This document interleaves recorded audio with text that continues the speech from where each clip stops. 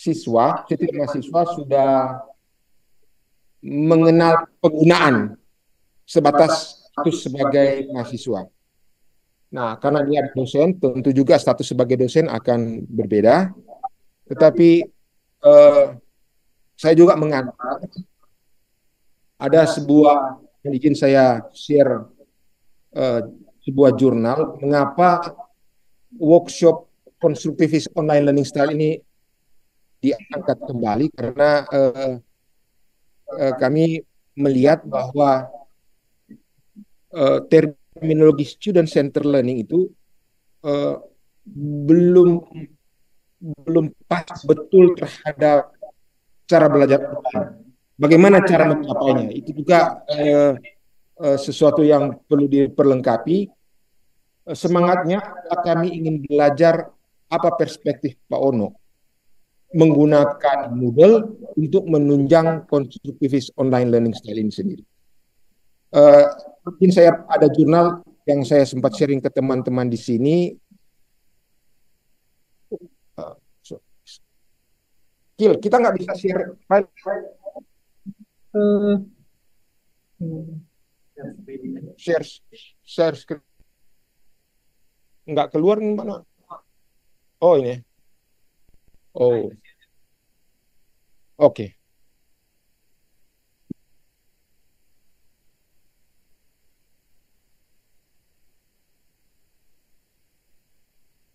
Oh, di mana ini? Note.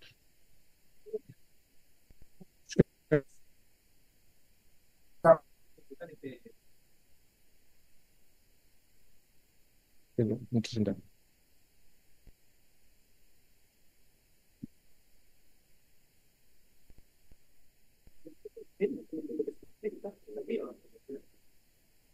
Ini yang kita mau.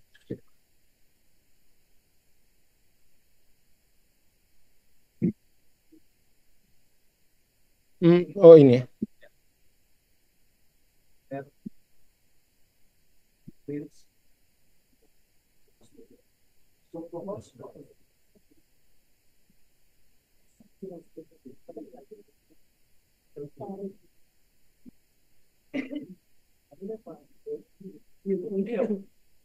Coba mohon izin.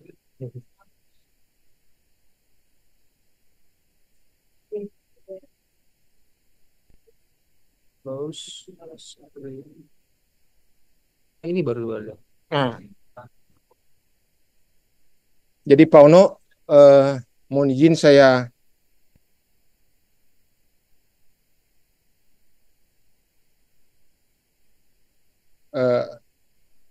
sempat mengantar dengan sebuah pendekatan dari seorang penulis jurnal e-learning and constructivism.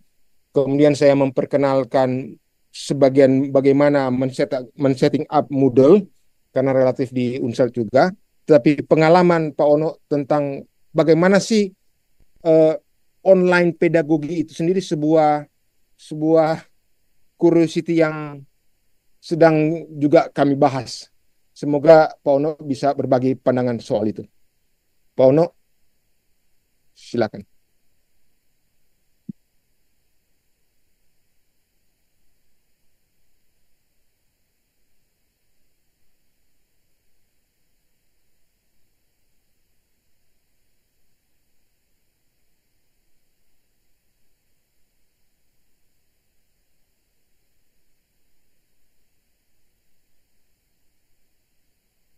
Oke. Kalau enggak, saya coba. Pak Ono, sorry. sorry. Saya share kembali ya. Jadi, ya ini.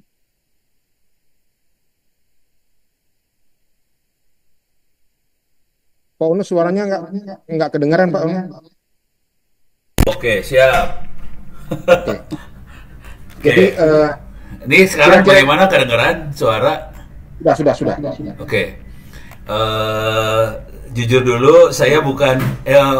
Mohon maaf Pak Odi, bisa dimatiin dulu share screen-nya. Saya nggak bisa share screen soalnya. Oke. Ya. Oke. Ini saya baru install ulang Zoom, jadi mudah-mudahan bisa share screen sekarang. Nah, oke. Ah, mantap. Bisa. Bisa. Oke. Nih jujur dulu ya bapak-bapak, ibu-ibu, mohon maaf saya bukan ahli pendidikan, saya orang teknologi sebetulnya.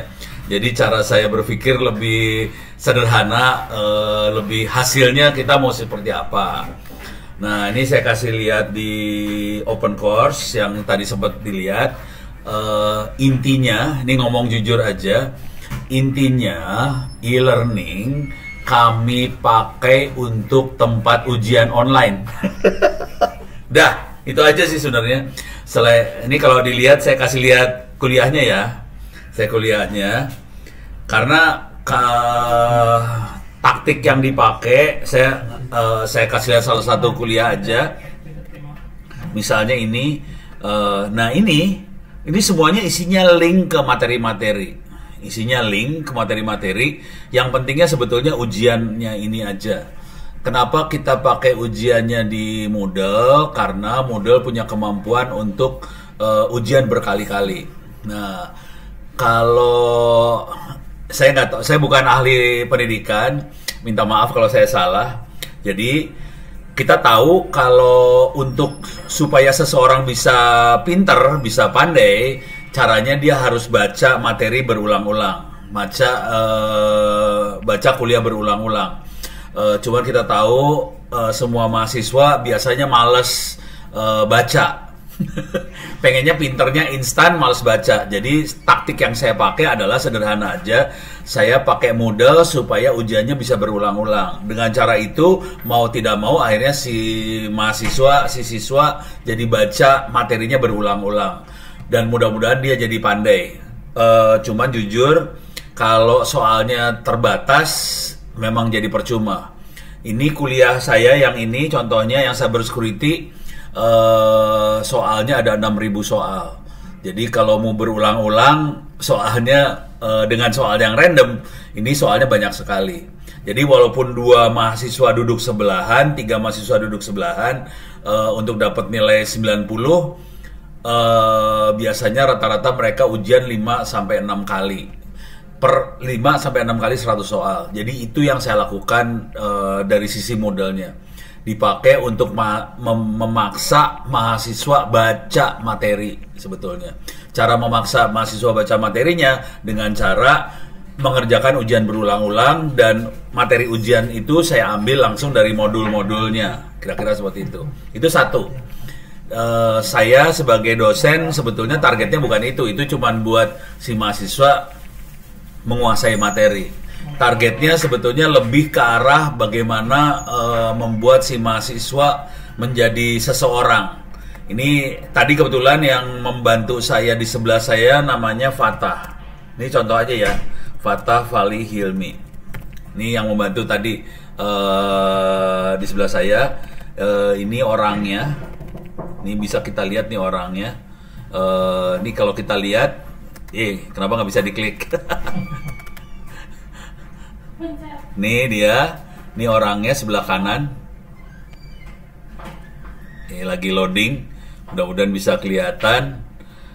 Jadi Fatah ini contohnya dia waktu itu aktif di webinar dan dia sebagai pembicara webinar. Fatah ini masih mahasiswa, bukan dosen, bukan ini. Jadi ini orangnya Fatah Fali Hilmi. Dia adalah mahasiswa semester 7, masih S1, dan dia itu adalah pembuat 5G di pemerintah kota Tangerang Selatan. Ini tadi yang di sebelah saya itu yang bantuin buat share screen dan sebagainya. Dia membuat 5G dan dia juga membuat buku 5G yang tadi nggak tahu ada di, kalau nggak salah tadi sempat dikasih lihat juga. Jadi mahasiswa kita walaupun belum sarjana, belum S1 sarjana, dia sudah membuat saya pakai Ono aja biar gampang. Buat buku 5G, Fatah bukunya sebetulnya totalnya ada barangkali 3 atau 4 buku. Kemudian dia, ini semester 7 ya, belum sarjana, bukunya ada 3-4 buku. Kemudian dia juga aktif di webinar sebagai pembicara. Kemudian dia juga ini contohnya, dan dia sekarang hari ini sedang mulai membuat paper journal. Ini Fata. Ada mahasiswa yang lain, ini barangkali saya cerita aja. Ini orangnya ada di sebelah saya nih sekarang. Lagi diomongin Fata. Ada lagi si Heidi misalnya, dia anak semester 7 juga, paper jurnalnya baru diterima di Scopus Q2. Ini sebelah saya satu lagi yang tadi yang semester 3, Noras, dia bukunya 2 dan dia juga berhasil memperoleh dana penelitian dari Australia, 30.000 US dollar. Jadi targetnya lebih ke arah itunya sih. Saya sebagai dosennya lebih memfasilitasi supaya mereka menjadi manusia. Jadi konstruktif yang ada di kepala saya sih, bagaimana membuat si mahasiswa yang S1 ini bisa jadi orang yang lebih baik daripada gurunya sih kira-kira.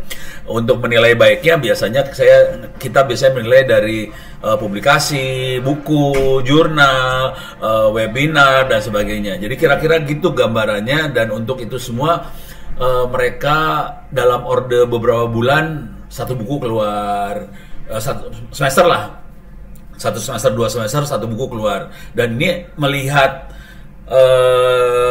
Fatah, Noras dan sebagainya nulis buku, adik-adik kelasnya, teman-teman sejawatnya jadi terpacu semua, dan akhirnya mereka berlomba-lomba semua untuk melakukan itu semua. Dan itu yang saya lakukan. Ini lebih banyak interaksi antara mahasiswa sama dosen memang, fisik, tapi interaksinya bukan sebagai pengajar yang ngasih ilmu sih sebetulnya. Interaksinya lebih sebagai antara orang tua sama anaknya yang ingin anaknya menjadi sukses lah, kira-kira gitu. Yang lainnya hanya alat bantu, apakah itu modal, apa itu alat bantu sih sebenarnya. Alat bantu supaya mereka jadi pinter. Digital library itu alat bantu supaya mereka jadi pinter. Yang kunci bangetnya sebetulnya, yang sangat menjadi kunci adalah bagaimana si dosen bisa mendorong si mahasiswa supaya menjadi orang. Itu sih. Dan jujur ini saya, konsekuensi yang ada di sayanya, saya harus banyak mereview naskah-naskah buku, naskah-naskah paper jurnal yang dibuat oleh mahasiswa. Ini mereka masih S1 semua. Jadi itu direview, kemudian diedit. Dan saya juga sebenarnya tadi sedang menulis buku berbarengan dengan Pak Nato yang dari Fakfak. Jadi saya juga banyak membantu orang-orang supaya bisa nulis buku dan dipublikasi.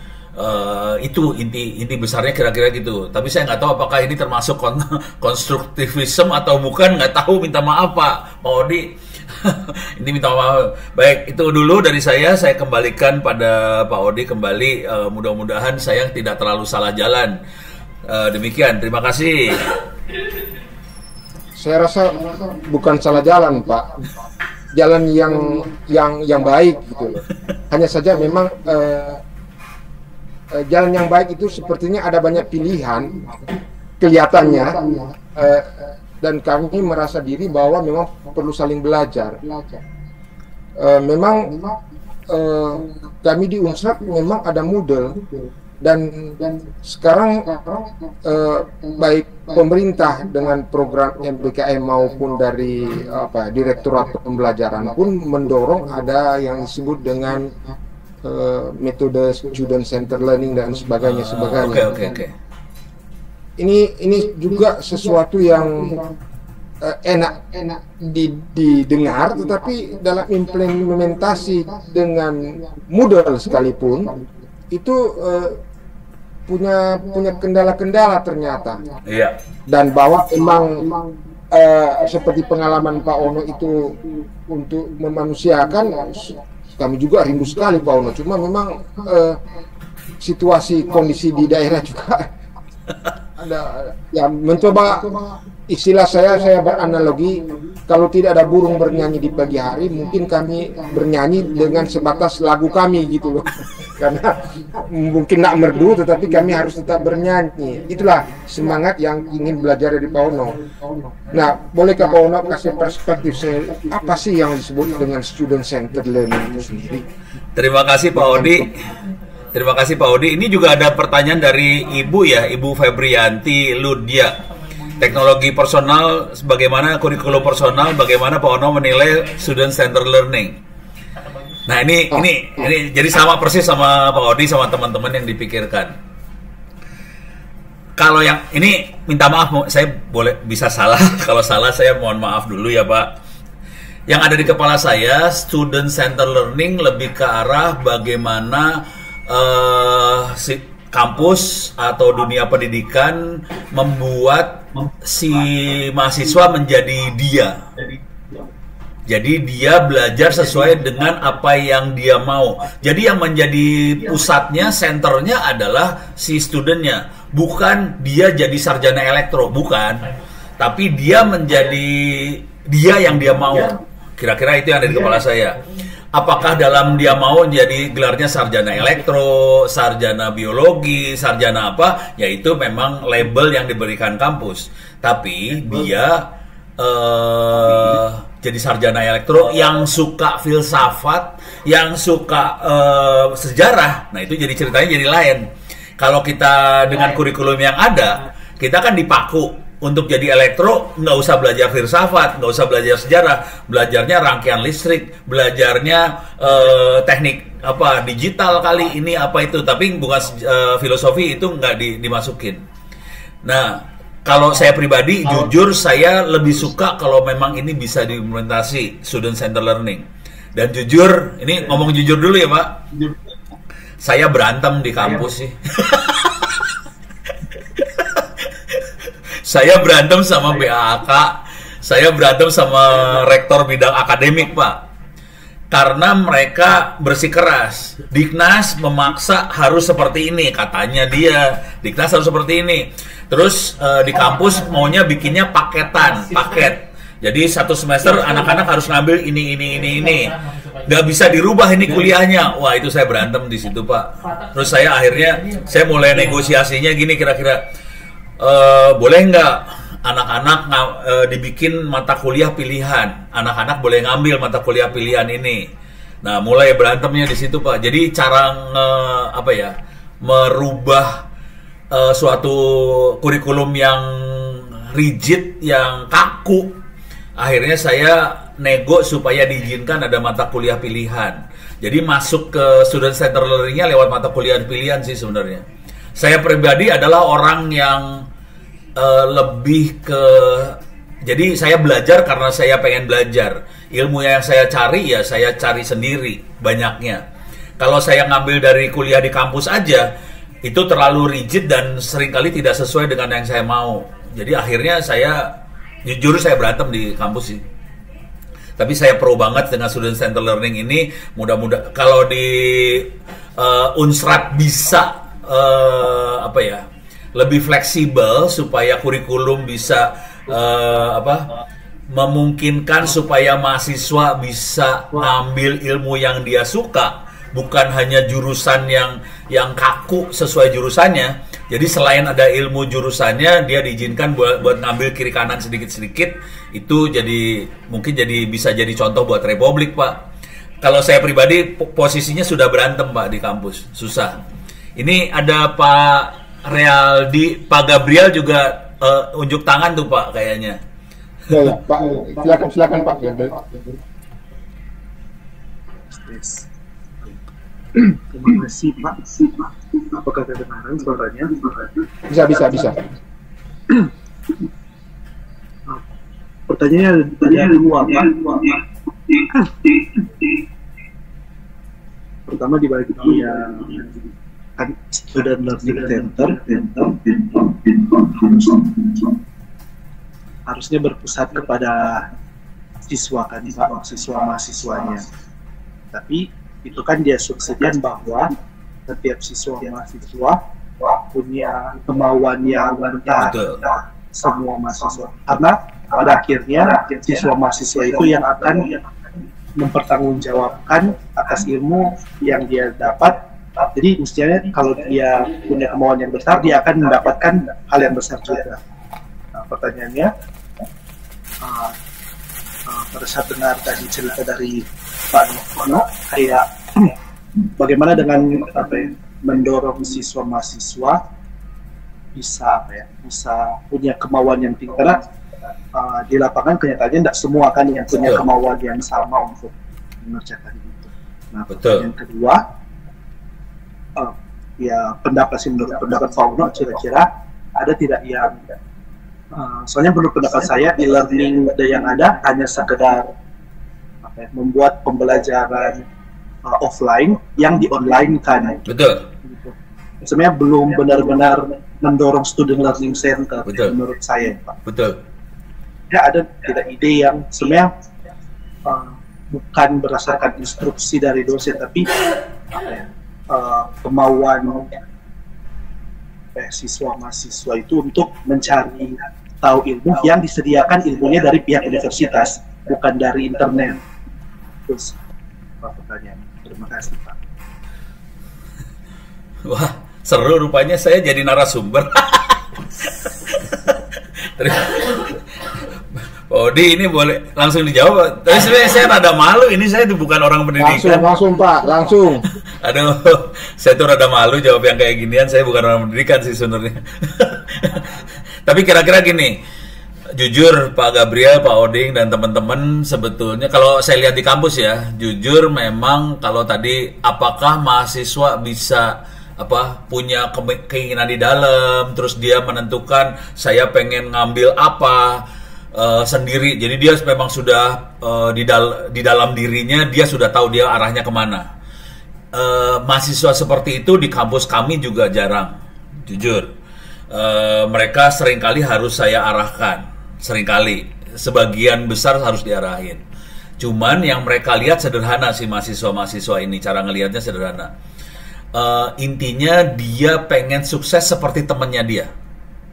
Kalau masih dia nggak pengen sukses seperti dosennya, enggak, tapi dia pengen sukses lihat temennya dia. Kok Fatah bisa nulis buku? Kok ini bisa ini? Kok ini bisa itu? Jadi jadi mereka sebetulnya referensinya nggak terlalu ke arah dosen, karena dosen itu atau kampus biasanya memang usianya jauh lebih tua dan pengalamannya lebih tinggi. Mereka itu bukan kayak referensi yang bisa dia pegang banget, karena itu udah lebih jauh. Dia susah untuk mencapai posisi dosen tadi. Dia biasanya ngelihat teman yang sebayanya dia. Lah, si ini kok bisa nulis buku sekian berapa biji? Si ini kok bisa nulis paper jurnal? Jadi taktik yang saya pakai akhirnya sederhana banget. Kalau saya ngelihat ada mahasiswa yang jago, yang pintar, saya mulai deketin, saya mulai ajakin macam-macam. Anak-anak ini, tapi jujur ya, kampus kita isinya banyaknya hacker. Kita banyak hacker yang suka nyerang di internet tuh banyak di kampus. Nah, mereka itu rata-rata emang jago-jago, tapi tujuan hidupnya kan kadang-kadang seru kalau hacker. Nah, mereka biasanya saya mulai deketin, udah gitu mulai saya ajak bagaimana kalau menulis buku, bagaimana dia magang di mana, di perusahaan apa segala macam, dan mulai dia naik tuh tingkatnya ke atas. Pada saat naik tingkat, karena publikasinya dia, karena karyanya dia, karena jurnalnya dia, karena menang kiprahnya dia, teman-teman yang lain langsung ngelihat, lah dia sama saya umurnya sama, kok dia bisa, saya harus bisa juga dong. Itu yang akhirnya mendorong mereka. Mereka tidak didorong secara langsung ono ngasih nasihat, enggak. Kalau ono ngasih nasihat biasanya nggak mempan. Orang tua ngasih nasihat ke anak-anak suka nggak mempan, Pak. Jadi akhirnya cara saya ngasih nasihat tuh, dia bisa. Kamu kan seumur sama dia, cobain. Gimana caranya dia kok bisa pintar kayak gitu. Jadi caranya lebih kayak gitu kalau saya. Dan itu akhirnya bisa mendorong satu sama lain di kampus untuk mulai gerak ke atas. Yang namanya perusahaan digital, e-learning itu alat bantu semua sih, supaya akses ke pengetahuannya itu bisa cepat. Tapi untuk maju benernya, mereka akan lihat referensi teman dekatnya dia. Kalau itu bisa maju, dia akan berusaha maju. Mereka nggak mau kalah satu sama lain sebetulnya, gitu. Kira-kira itu sih. Nah, yang seru tadi yang center learningnya, student centernya itu. Saya masih belum sampai level itu juga sih. Pak Ono, ada pertanyaan yang nomor 2, sebenarnya perlu nomor 1 itu kurikulum personal. Adakah pendapat ada di forum chat? Oh, yang Pak Bu Febrianti ya. Cara berpikirnya kira-kira gini, Pak. Kalau kita itu kalau di dunia e-commerce di toko online, mereka sering menyebutnya sebagai user experience, personalisasi dari si platform. Terus seringkali juga pakai istilah-istilah customer journey. Itu istilah yang sering kita temuin di toko online. Caranya gimana toko online supaya dia dia bisa membuat si platform atau toko online ini dipersonalisasi, disesuaikan, atau saya share screen lah biar kelihatan contoh maksudnya. Ini baru install Zoom ya. Ini Noras di sebelah saya nanya kok bisa share. Baru diupdate. Nah, ini saya akan masuk ke Tokopedia. Ini Tokopedia ya. Nah, ini kalau kita lihat yang dimaksud personalisasi adalah gini nih kira-kira. Tapi nanti akan sama aja sih. Mau Tokopedia, mau Moodle, mau apa, sama aja kira-kira cara berpikirnya. Ini agak lama, agak lambat. Tapi kita tahu kalau di toko-toko online ada iklannya. Oke, di toko online tuh ada iklannya. Nah, yang seru dari iklan ini, pertanyaannya sederhana aja sih dari iklan ini. Ini ada iklan. Pertanyaannya sederhana, iklan setiap orang sama atau beda? Kalau diperhatiin gitu ya. Kalau kita sudah pernah pakai toko online, pakai platform-platform online, iklan setiap orang sama atau beda? Jawabannya pasti semua orang tahu jawabannya. Iklan setiap orang pasti beda. Tidak ada iklan tiap orang-orang ini yang sama. Artinya apa? Toko online melakukan personalisasi iklan. Iklan ini disesuaikan sama kebutuhan si orang tadi. Caranya gimana? Dia kalau si toko online dia monitoring apa yang kita lakukan. Dengan cara itu dia ngasih iklan. Oke, kamu beli ini, kamu beli itu, tapi betul-betul yang kita inginkan. Itu cara yang dilakukan di toko online. Di Moodle kemampuan buat sampai level seperti ini belum ada sih. Dia tidak bisa sampai menyarankan silahkan ngambil kuliah ini, kuliah itu. Belum ada sampai situ. Yang dia lakukan adalah dia akan buka semua lemarinya, saya punya kuliah ini semua. Akhirnya kita sebagai mahasiswa yang harus bisa milih, saya akan ngambil ini. Jadi personalisasinya dilakukan secara manual sama si mahasiswa. Jadi kalau dari sisi teknologi pendidikannya sendiri, Moodle belum sampai levelnya ke toko online yang bisa personalisasinya lebih sangat personal. Kalau di toko online mereka udah sangat personal sekali. Di toko online mereka tidak membuka semua dagangannya, terus kita milih, enggak. Tapi dia akan membuka dagangan yang sesuai dengan kesukaan kita. Kalau di pendidikan, mereka masih ngebuka semua semua kuliahnya, kita yang milih. Cuman dengan adanya platform Moodle, kita bisa nyari searching kuliah yang kita mau. Jadi fasilitas yang diberikan lebih ke search, nyari, kemudian dia bisa nyari, oke, saya maunya misalnya jaringan, keluar kuliah-kuliah jaringan apa aja. Saya pengen kuliahnya hacking, keluar yang hacking apa aja. Saya pengen kuliahnya data science, keluar data science. Cuman dia belum sampai bisa personalisasi. Dia belum bisa bikin kurikulum secara otomatis. Kamu silakan ngambil ini gitu. Jadi kalau pendidikan belum sampai selevel itu. Tapi kita dimudahkan untuk mempersonalisasi program kita sendiri, dimudahkan dengan search engine, dimudahkan dengan perusahaan digital, itu dimudahkan. Tapi belum dia personalisasi banget, belum. Kira-kira itu sih Pak yang kepikiran di saya. Gitu Pak Odi, silakan. Ya, oke, terima kasih. Apakah masih ada dari yang ingin bertanya? Oh, mahasiswa, silakan. Boleh juga pegang mic atau melalui chat.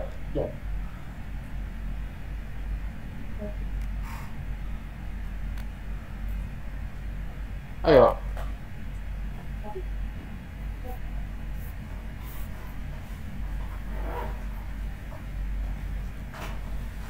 Yuk, apa? Silakan.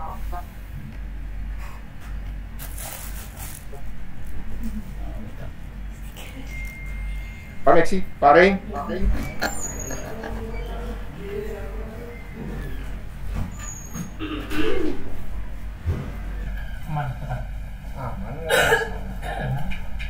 Atas ini saya baca. Ini kadang-kadang agak ogah dalam oral, tapi nulisnya oke. Nggak apa-apa nulis, Pak. Aja mahasiswa, Pak. Nulis aja juga nggak apa-apa sih, Pak. Saya sih happy-happy aja. Ini, bagaimana, ini pertanyaannya agak melebar, nggak apa-apa lah ya. Bagaimana dengan teknologi Starlink? Bagaimana bisnisnya? Sambung lagi, apakah bisa membantu sektor pendidikan? Pak Ono, ini pertanyaan mahasiswa itu. Bentar. Saya siapkan sedikit slide-nya ya.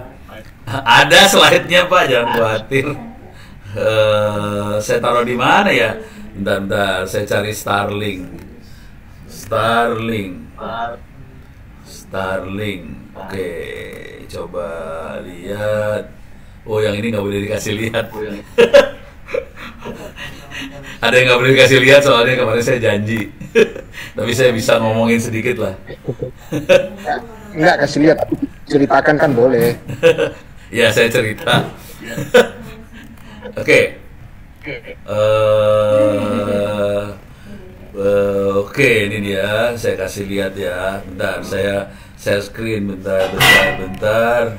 Ini ada bencana alam di belakang. Minta maaf.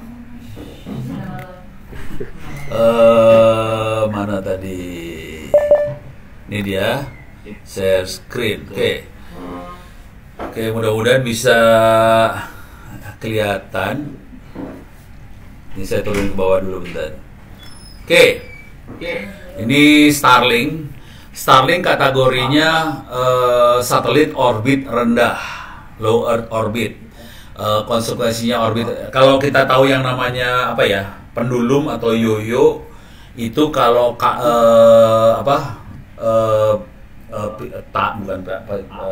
tambang tali ya. Kalau yoyo talinya panjang, yoyo kita putar pasti ininya putarannya jadi lambat. Kalau talinya pendek, putarnya cepat. Ini terjadi juga di satelit yang mengitari bumi, yang keliling dunia kita. Palapa itu ketinggiannya 33.000 km. Konsekuensinya dia kelihatannya kayak diam di satu titik di atas bumi. Tapi kalau satelit yang Starlink sama satelit yang orbit rendah yang lain, dia itu posisinya ada di dekat sama bumi. Konsekuensinya dia motornya bisa sehari bisa 7 kali sampai 11 kali muterin buminya, gitu ya. Kira-kira itu gambaran gedenya. Sekarang saya kasih lihat dulu. Di slide ini sebetulnya dia cerita tentang Starlink sama satelit yang sejenis Starlink yang dibuat, disolder, dan diluncurkan oleh Indonesia. Jadi kita bikin sendiri satelit sebetulnya Indonesia. Ada 8A1, A2, A3. Teman-teman lagi membuat A5. Sekarang juga ada Surya Satelit 1. Ini yang bikin yang SS, yang Surya Satelit 1 atau SS1 yang membuat adalah 6 orang mahasiswa dari Surya University. Universitas Surya. Kebetulan waktu itu saya sempat ngajar di Surya juga, dan itu sebagian mahasiswa saya sih sebenarnya. Oke. Kacau-kacau lah mahasiswanya Ono. Ini pada pusing di sebelah sini.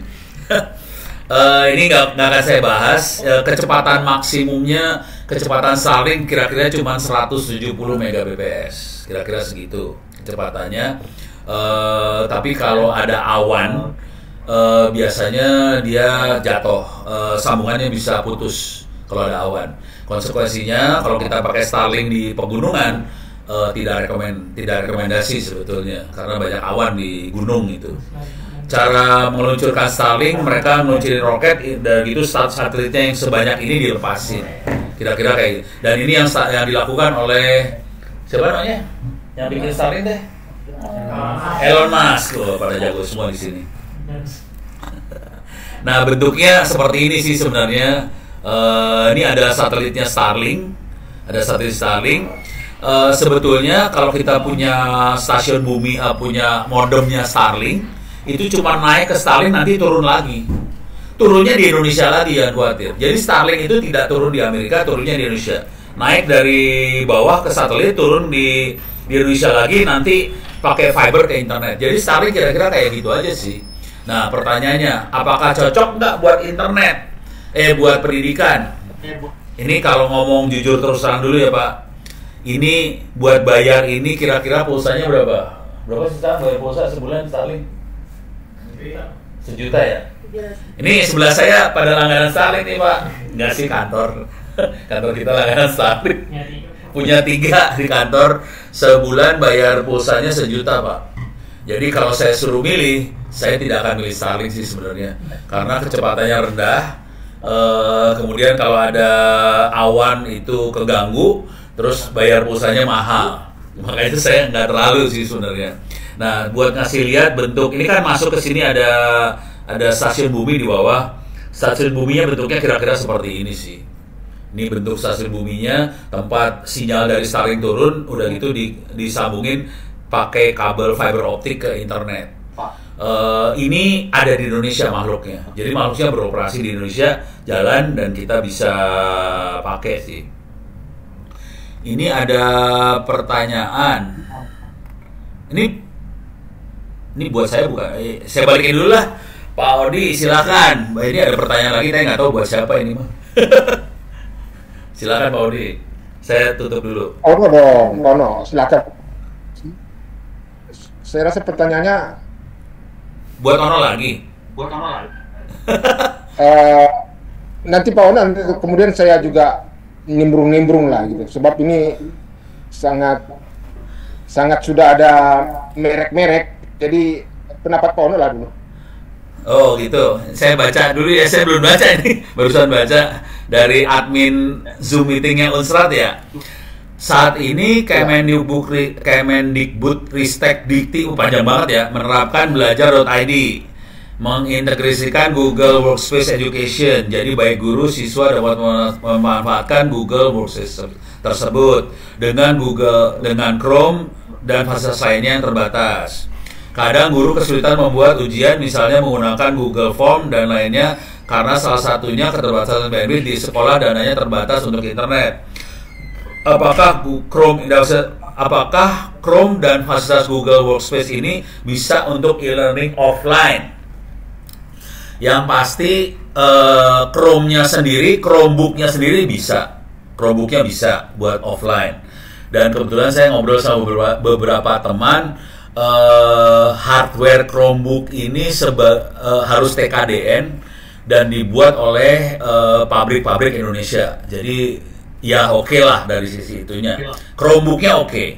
Yang jadi masalah buat saya, yang ganjel dengan saya adalah kalau dipaksa harus pakai servernya Google. Itu aja sih.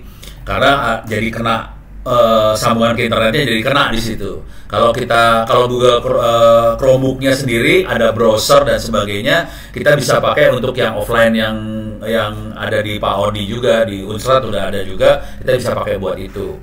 Itu kalau jawaban singkat saya buat pertanyaan apakah Chromebooknya bisa untuk e-learning offline. Cuman Google Workspace-nya nggak bisa. Google Workspace-nya nggak bisa. Chromebooknya bisa, Google Workspace-nya nggak bisa, karena itu harus pakai internet.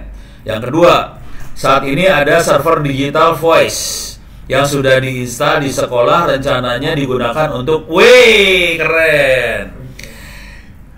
Untuk Jambore on the Air Pramuka, ini bagus sekali. Ya itu akan diadakan besok ya, tanggal 20 minggu depan kalau nggak salah ya, tanggal 20-an lah.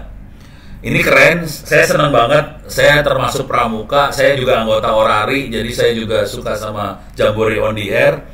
Namun ada perbedaan pendapat mengenai penggunaan Digital Voice berbasis server Radio over Internet Protocol. Bagaimana tanggapan saya? Kalau saya gini, kalau itu sebuah teknologi yang buat kemajuan, kita pakai aja. Mau Digital Voice kayak mau apa, kita pakai aja, kita manfaatkan semaksimal mungkin. Kalau ada kelemahan kita perbaiki. Ya kita manfaatkan aja semua teknologi, mudah-mudahan bisa bermanfaat untuk bangsa Indonesia. Itu aja sih. Dan saya suka sama Digital Voice ini karena ini bagus sekali sih sebenarnya. Segitu dulu Pak Odi, silakan. Pak Odi juga pengen komentar nih kayaknya. Enggak, saya sih sependapat dengan semangat bahwa teknologi itu kalau kita lihat sebagai tools, maka kita akan dalam perspektif menggunakan seefektif dan seefisien mungkin. Jadi saya termasuk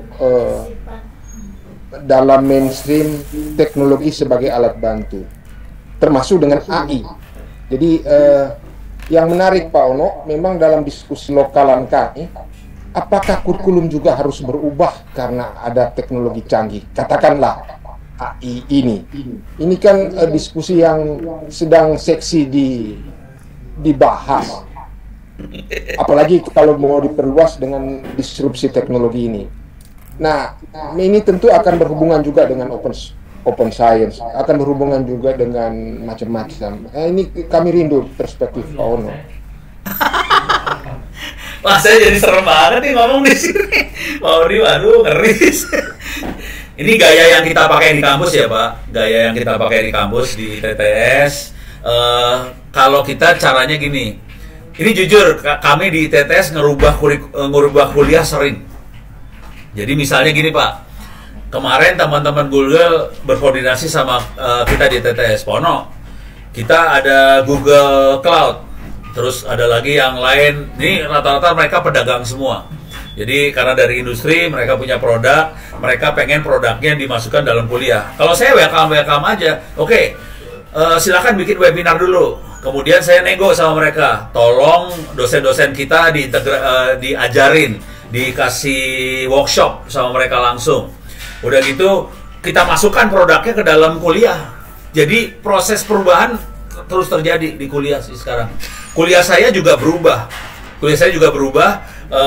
Dan akibatnya karena si industri senang sama kita. Ini kemarin kita dapat server satu, bukan truk, apa sih yang mobil box? Bukan mobil box. Itu dalamnya ada berapa server kemarin di sana teh? Banyak banget. Dikasih server Pak, banyak sekali. Jadi sampai kayak gitu kita dikasih peralatan. Jadi kalau bikin laboratorium, bikin lab, kita nggak keluarin uang Pak sekarang. Dikasih barang, dikasih ini tuh. Karena industri butuh banget minterin orang. Dan salah satu media buat minterin orang itu namanya kampus, sekolah. Dan mereka berkeinginan supaya masuk itu diinjek ilmunya ke dalam kurikulum. Nah kalau saya sih welcome, semua kita masukin, udah gitu biar mahasiswa yang akhirnya memilih ilmu mana yang paling bagus buat dia kerja. Karena kita juga tujuannya sederhana, kita pengen mahasiswa ini lulus dan langsung bisa inline sama industri yang ada. Akhirnya mahasiswa kita banyak ditarik-tarikin. Saya jujur pada akhirnya kita udah pusing karena kita kehabisan mahasiswa Pak. Mahasiswa habis ditarik. Nih Fatah juga. Ini pada kerja semua nih Pak. Gitu Pak kira-kira. Pak Odi silakan. Pak Odi mau bikin saya stres aja. Aduh. Saya membuka diskusi dengan teman-teman. Silakan kalau ada yang ingin bertanya. Ayo, let's go. Nggak harus bertanya aja sih. Kalau mau komentar, mau punya pendapat juga boleh. Saya juga pengen denger sih. Yang Kiel di belakang, silakan. Kiel kata. Ricky. Ya. Yang Starlink dilempar ya? Oh. Maksudnya karena mereka masih merindukan penjelasan Starlink. Rupanya kebetulan kan kami di lab. Iya. Ada kolaborasi dengan, boleh ada penjelasan dari kepala lab dan kepala jurusan atau Alin, silakan Mer. Supaya.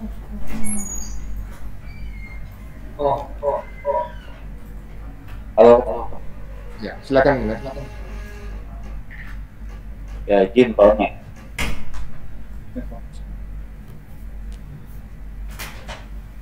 Nah, kebetulan kami ada kerjasama dengan pihak SOI, School on Internet di Keio, Jepang.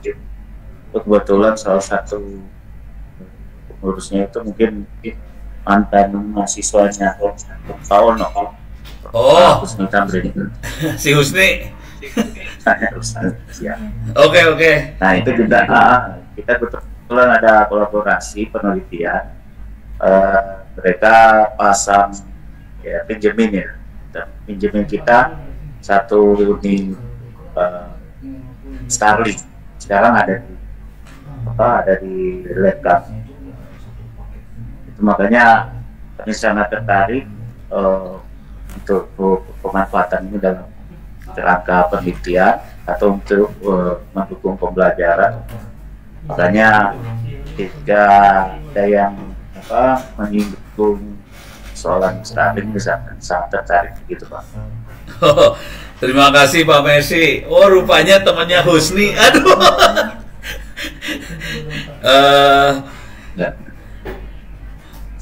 Ya, kira-kira gini Pak, kalau yang ada di kepala saya sih sederhana aja.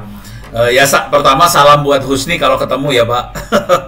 Udah lama nggak ngobrol sama Husni. Minggu depan udah ketemuan. Oh, minggu depan. Wah, udah salam dari Ono gitu buat Husni. Nah, yang ada di kepala saya gini, Pak, itu penelitian tolong dikerjakan dengan baik. Tolong dievaluasi dari sisi teknologi aja ya, buat pendidikan, apakah itu buat nanti video conference lah, apa segala macam, dievaluasi. Syukur-syukur nanti keluar banyak paper jurnal, karena jujur kita kan belum punya banyak data seperti itu. Nah, cuman kalau boleh saran gini, selain nanti dikerjakan di Manado, tolong itu dibawa ke daerah, misalnya ke gunung, kemana, ke laut. Nah, kita evaluasi performanya gimana kalau di daerah-daerah itu.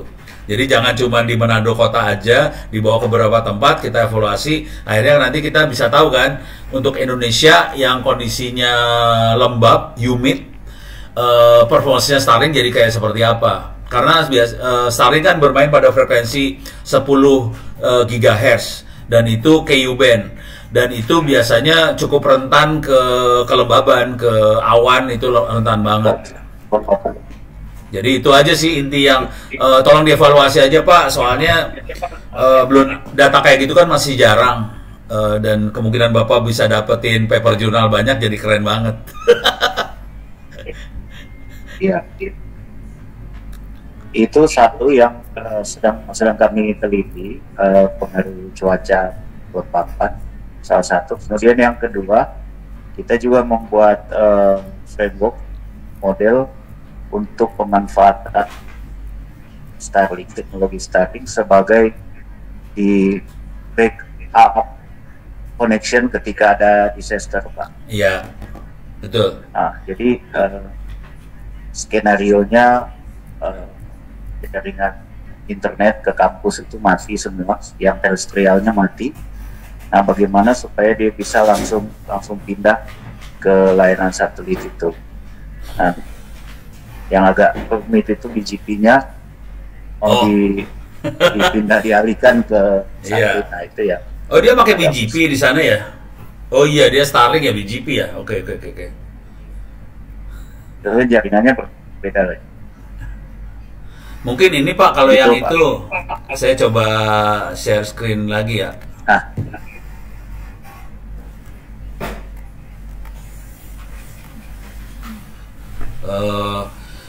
ini bukan Starlink. Kalau Starlink mungkin udah tahu ya. Ini masih Starlink, ini masih Starlink. Nah, ini teman-teman di 8. Mereka menerbangkan 8A2 ini yang sekarang yang aktif 8A2-nya terutama. Kita, kalau ini yang surya satelit, gedenya seperti ini satelitnya. Nah, ini waktu mereka menerbangkan. Nah, ini ground stationnya seperti ini. Ini salah satu yang, tapi kita jangan berpikir untuk bandwidth besar. Ini kecepatannya cuma 1,2 kbps. Dan kita pakai buat ngirim berita seperti SMS dan sebagainya. Ini dipakai sama teman-teman di Palu kalau nggak salah, waktu ada bencana alam. Teman-teman amati radio di Palu, akhirnya mereka ngirim beritanya lewat satelit yang kita punya sendiri. Pakai walkie-talkie, kita naik satelit, antenanya seperti ini. Untuk data, kita bentuk teksnya masih 1,2 kbps, jadi masih pelan. Cuman rencananya kita akan menerbangkan bentar, mana tadi? Ini dia. Kita akan menerbangkan teman-teman lagi ngerancang untuk bikin 5 satelit kayak jadi konstelasi seperti Starlink. Kita akan membuat satelit Palapa A5 dan ini akan 5 satelit terbang semua dan ini akan mengcover Indonesia 24 jam. Gitu, rencananya kayak gitu. Ini masih dalam proses, cuman ini kecepatannya masih yang 1,2 kbps. Jadi ini semua masih percobaan. Paling nggak kita bisa ngirim teks dulu sama suara. Nanti kalau ini udah mulai berhasil, mudah-mudahan nanti didukung oleh pemerintah, kita akan coba pada kecepatan yang lebih tinggi lagi. Jadi ini sedang dalam proses. Cuma nanti kalau boleh saran, apa yang dilakukan Pak Mercy sama teman-teman di Unsrat, tolong tetap dilakukan supaya kita punya data. Kalau kita main di 10 giga seperti apa dan sebagainya, kita nanti bisa koordinasi sama teman-teman yang membuat satelit di Indonesia sendiri supaya engineering desainnya jadi tidak terlalu salah dengan kondisi Indonesia. Kira-kira ini sih. Bentar, ada lagi nggak? Ini contoh yang lain. Palapa lagi. Ini 8A2, dia juga dipasangin ICE. ICE ini dipakai untuk memonitoring kapal-kapal, pergerakan kapal di laut. Jadi dia bisa monitor kalau ada pencuri ikan segala macam lewat, kelihatan. Ini kalau yang 8A3, dia kebetulan 8A3 satelitnya dibikin sama IPB Bogor, dan ini keliling dunia dia satelitnya. Ini ground station, ini harus digeser biar rada kelihatan. Ini ground station yang dipakai untuk monitoring pergerakan kapal, dan ini langsung kalau ada yang ngaco, kita langsung kasih tahu ke Bakamla, kira-kira kayak gitu. Jadi bisa buat macam-macam. Ini kalau dipasangin kamera ya untuk foto. Ini foto Gunung Semeru, yang ini foto Jakarta, yang ini yang saya lingkarin, ini adalah Monas sih sebenarnya. Gitu. Jadi kita bisa sampai level itu yang kita buat. Ini kita buat sendiri, kita nyolder sendiri. Cuman untuk meluncurkan kita pakai roketnya punya India, karena di Indonesia belum ada roket yang bisa vertikal ke atas. Tapi yang membanggakan di sini adalah kita bisa buat sendiri. Gitu. Kira-kira itu mudah-mudahan jadi tambahan gambaran untuk Pak Mercy sama teman-teman yang sedang eksperimen Starlink, supaya bisa nanti mensinkronkan sama kegiatan teman-teman yang bikin satelit itu sendiri di Indonesia. Wah, luar biasa Pak Ono. Teman-teman di sini senyum-senyum bingung. Udah sampai begitu tuh satelitnya ya, roketnya sampai, waduh. Itu bangsa Indonesia loh, hati-hati. Ini semua merah putih, kita buat sendiri dan kita merah putih. Bangsa kita bisa. Ya, luar biasa Pak. Soalnya kan bicara roket kan, waduh masih jauh di angan-angan kita ini. Tapi dengan begitu memberi semangat Pak Ono, bahwa kita pun bisa memulai dari keberadaan kita ya. Apapun ada yang diperhadapkan, berupaya untuk maksimal. Saya buka kesempatan dulu yang lain bagi ada mas. Silakan kalau ada yang ingin.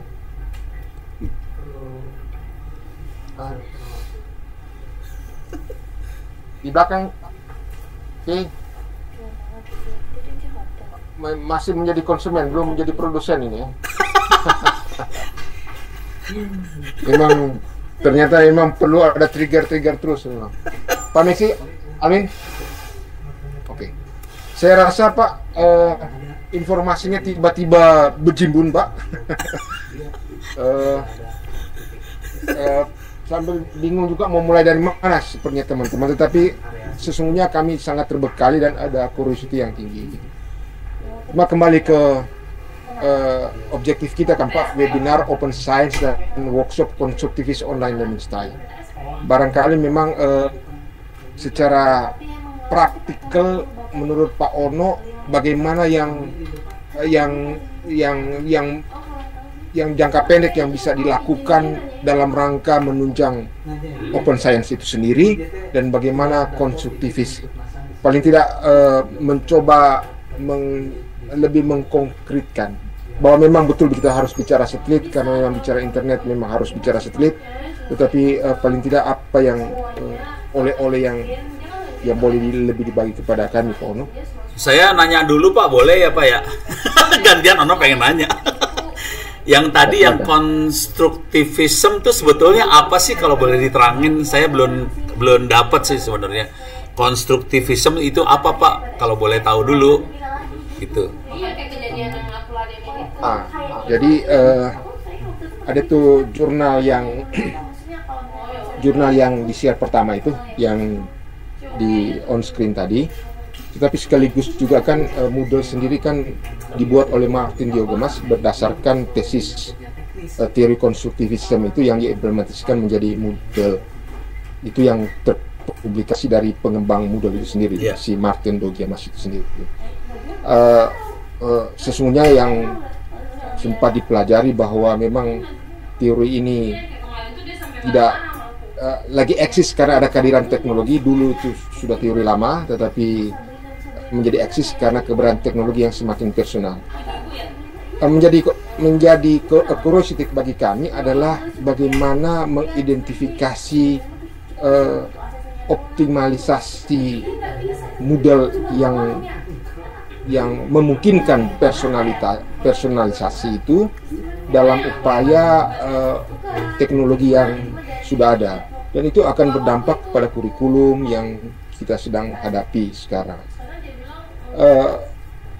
Pengalaman Ono sesungguhnya melengkapi kami bahwa teknologi sekali lagi sebagai alat, tetapi pendekatan pada akhirnya akan kepada manusia itu, mahasiswa kita sendiri gitu. Secanggih-canggihnya teknologi toh kita harus dimuarakan kepada bagaimana proses pendidikan itu melengkapi seseorang. Bahwa sukses itu bukan hanya persoalan uang kan tentunya, tetapi proses pendidikan pada hakikatnya adalah bagaimana kita memberdayakan dalam situasi konteks kita. Kami ada istilah memanusiakan gitu. Demikian kira-kira, agak filosofis Pak Ono, tetapi memang perlu ada kelengkapan bersama lah. Silakan Pak Ono, lengkapi-lengkapilah. Terima kasih Pak. Ini jujur saya masih gamang gitu yang. Tapi kalau yang open science kira-kira kayak gini cara berpikirnya Ono ya, cara berpikir. Dan jujur saya di kampus agak berantem kali ya kategorinya ya. Di kampus agak perang sedikit. Jadi saya alirannya open source. Semua ilmu saya buka. Ini jujur sebagian besar dosen-dosen banyak berpikirnya kalau saya lepas ilmu saya dapat apa. Jadi masalah sederhananya, jadi yang namanya open science itu bagus karena ilmu dibuka, semua orang jadi pinter. Nah, yang jadi masalah orang yang punya ilmu yang mau ngebuka, pikiran pertamanya biasanya kalau saya buka saya dapat apa? Itu aja sih. Kalau saya pribadi saya buka semuanya. Dari dulu saya buka semuanya dan ternyata alhamdulillah kalkulator yang di atas nggak pernah salah ngitung ternyata. Jadi rezekinya datangnya deras banget, kira-kira gitu. Nah sekarang kalau saya mau, jadi intinya itu akibatnya yang terjadi. Nih kalau saya terjemahkan apa yang saya lakukan ke bahasa kapitalis. Ini kan rata-rata orang tuh kapitalis. Kalau saya berkarya, saya punya sesuatu, kalau saya lepas saya dapat apa? Itu kapitalis banget tuh. Kalau Ono lebih sosialis kategorinya sebetulnya. Ini saya buka aja. Nah, terus saya nggak mikirin saya dapat apanya. Ternyata setelah ilmu saya buka, yang kejadian kalau kita lihat dari sisi kapitalis, yang kejadian pas ilmu saya buka, buku-buku disebarin, kan selalu saya nawarin. Kalau ada yang pengen perpustakaan saya, silahkan kirim harddisk, saya kopiin, nanti saya kirim balik. Itu perlu duitnya berapa? Selipin aja ongkos kirim baliknya aja. Atau nanti kalau saya lagi ngaco kepala saya suka ngomong, nanti gampang, tiap habis sholat doain Ono supaya masuk surga lah, kira-kira kayak gitu. Nah, itu orang udah mulai kepala, sakit kepala digituin sama Ono. Nah, yang terjadi sebetulnya, pas ilmu saya buka, yang terjadi dari sisi pasar, kalau kita bisa baca kalau kita bicara dalam bahasa kapitalis, pas ilmu saya buka dengan harga 0, Ono merusak pasar. Pasar dikuasain oleh produknya Ono tadi. Dan akibatnya apa? Semua orang jadi nempel sama Ono. Itu tidak baik dari sisi kapitalis itu sebenarnya. Karena Ono ngancurin pasar sih sebenarnya. Kalau dalam bahasa pasar barangkali Ono dumping harga. Semua produknya dihargai 0, pasar dikuasain, semua nempel ke Ono. Akibatnya apa?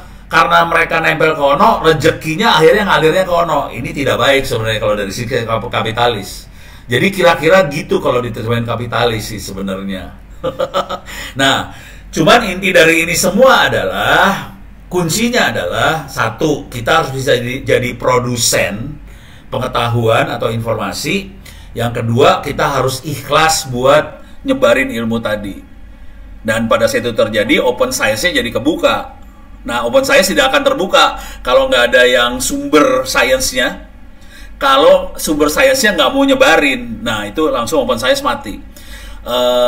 Ini akan terjadi, rem ini akan terjadi kalau orang-orangnya sangat egois dan mikirin apa dia akan dapat apa dengan ngebuka itu. Nah, ini saya cuma ngasih contoh aja. Pas ngebuka ini kita nggak akan pernah rugi karena mereka semua akan. Jadi intinya gini, kita hanya jadi orang karena kita bermanfaat buat orang lain. Kalau orang lain nggak dapat manfaat, ya udah kita juga nggak akan dipakai sama orang tadi, gitu. Masalah uang itu ada hitungannya sendirilah. Jangan khawatir kita akan jadi jatuh miskin karena kita ngasih ilmu gratis kemana-mana, gitu aja sih. Sorry Pak Odi, saya jadi filosofis ngomongnya, saya paling pada rada gimana gitu ngomong kayak gini tuh. Oh, sebelum ditutup Pak Ono, kami di lokal sempat membicarakan diskusi lokalan Pak. Iya. Berreferensi dari paper Om Pak Ono juga yang ruang digital yang kondusif. Oh gitu ya, siap. Ini dong tolong beri, ini poin-poinnya bagus-bagus tapi mungkin ada sesuatu yang supaya sempat kami sharingkan ke saya kebetulan sempat mengajar mahasiswa Fakultas Hukum.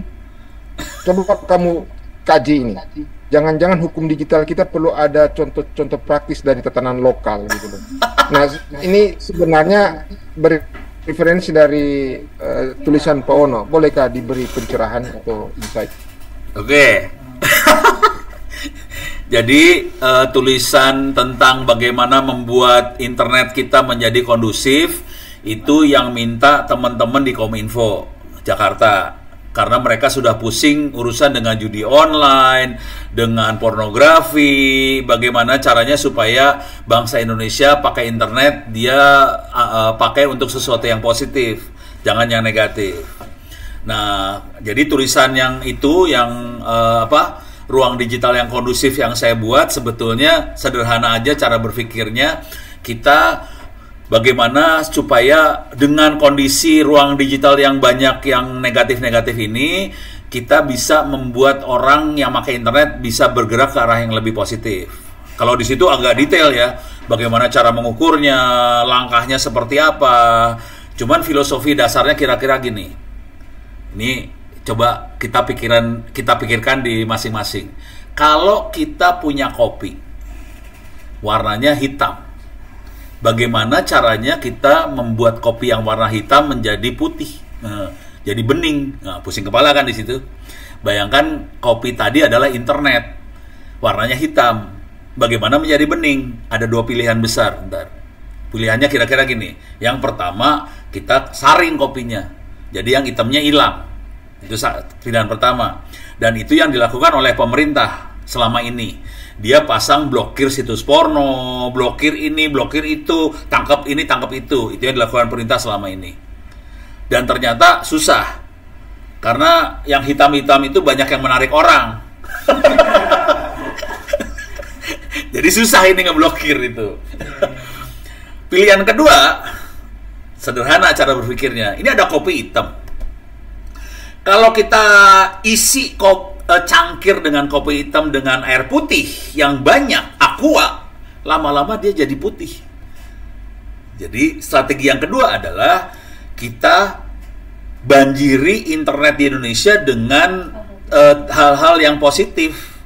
Dengan cara itu akan membuat hal-hal negatif lebih dari sisi jumlah jadi lebih sedikit. Probabilitas anak-anak Indonesia yang masih muda-muda ini pas di internet akan lebih banyak ngelihat informasi yang positif daripada yang negatif. Dengan itu mudah-mudahan nanti kita hidupnya lebih bagus. Kira-kira kayak gitu sih Pak. Nah, cuman ada masalah nih Pak. Kalau ini kan Bapak akan ngomong soal hukum nih ya. Nah, aliran yang kebanyakan dipakai hukum yang ada di Indonesia banyaknya pakai copyright biasanya. Sedikit hak cipta, copyright segala macam. Kalau udah pakai copyright dan sebagainya, ya ini karena masalah keamanan si penciptanya pengen mengamankan rezekinya lah kira-kira kayak gitu. Ya sah-sah juga nggak masalah. Orang kayak Ono, jujur, saya nggak percaya copyright. Saya lebih percaya kalau saya lepasin dan bermanfaat buat orang banyak, rezeki akan datang dengan sendirinya. Ya udah, tapi itu resiko yang saya ambil. Kalau ada orang lain yang ngambil karya saya, ya saya nggak bisa marah-marah, kira-kira gitu. Dan ternyata saya cuma membuktikan aja bahwa dengan cara saya melepaskan semua karya saya free-in, tidak pernah membuat Ono jadi miskin sih ternyata. Karena yang di atas itu kalkulatornya nggak pernah salah hitung. Tapi ya ini cuma ngasih tahu aja, copyright atau tidak pakai copyright itu pilihan hidup, dan ternyata yang di atas kalkulatornya rezekinya dia ngatur. Si Ono ngelepasin banyak hal gratis ini bukannya menjadi miskin sih, rezekinya juga ngalirnya juga gede juga sih. Cuma ngasih tahu teman-teman yang copyright aja, nggak usah takut ngelepasin karya, karena tapi harus ngelepas habis-habisan ya, harus ikhlas. Lepas habis, udah gitu nanti rezekinya datang. Gitu Pak. Tapi ini ngomong filosofis banget, stres saya. Tapi sangat memperlengkapi lah. Mungkin agak akrab di kami di lokalan, ada yang istilahnya banyak memberi, banyak menerima. Betul. Betul itu. Wah, bagus ini. Saya ambil juga, banyak memberi, banyak menerima. Saya ambil. Terima kasih Pak Odi. Ya, tapi ada lelucon juga di kami. Kayak petinju harus banyak memberi, jangan banyak menerima. KO juga, kalau petinju kan harus banyak memberi pukulan. Nanti babak belur kalau banyak menerima. Jadi ini yang sudah dialektika lah, bahwa memang perlu keterbukaan lah. Saya rasa Pak Ono terlalu banyak yang diberi siang sampai pagi sampai siang ini, sore ini. Kami sangat berterima kasih. Beberapa pejabat selalu mengikuti di sini, walaupun mereka tidak online, tapi mereka, karena ini di speakerkan, jadi ada di ruang sebelah juga. Direkam nggak apa-apa, disebar keluaskan nggak apa-apa Pak. Ya. Jadi Pak Ono, saya rasa